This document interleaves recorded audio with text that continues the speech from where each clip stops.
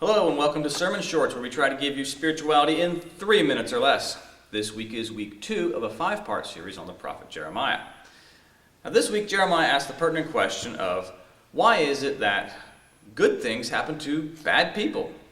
Seems fair, seems reasonable. We ask that question all the time, don't we? When we think somebody who's worse than us has something that is better than us. Well, the same thing is happening. The Israelites are about to go into exile, and Jeremiah says, well, I know we're bad. I know we're not all that great, but aren't the Babylonians worse than us? Aren't the Egyptians worse than us? How come we're the ones going into exile? And the Lord responds, he says, look, I know this may seem bad to you, but I want you to compete with horses, not against men. How is it you're going to compete with horses when competing against men wears you out? So the Lord basically is saying, I want you to think on a bigger level. Think bigger. Don't worry about this stupid things. You think losing Jerusalem's a bad deal, but really, going into exile isn't bad.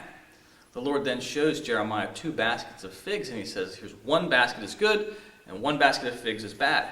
And the good figs are actually the ones that I think are going to Babylon. He says, these are the ones I'm going to watch over and care for. These are the ones that can bear fruit and can be eaten. But the bad figs, they're still in Jerusalem. They're going to get thrown away. The Lord goes on and he says, look, Jeremiah, I want you to send a letter to the exiles and tell them that while they're in Babylon, I want them to build houses. I want them to have children. I want their children to get married and build gardens. And while in Babylon, pray for Babylon.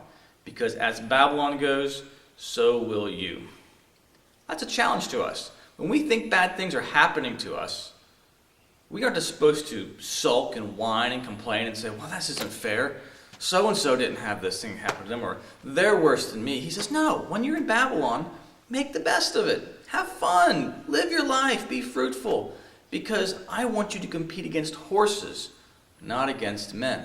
I want you to think on a higher level, not on a lower level. What you think is bad, I'm preparing for greatness for you. I want you to succeed in life. I'm not doing this to tear you down. I'm doing this to help you succeed.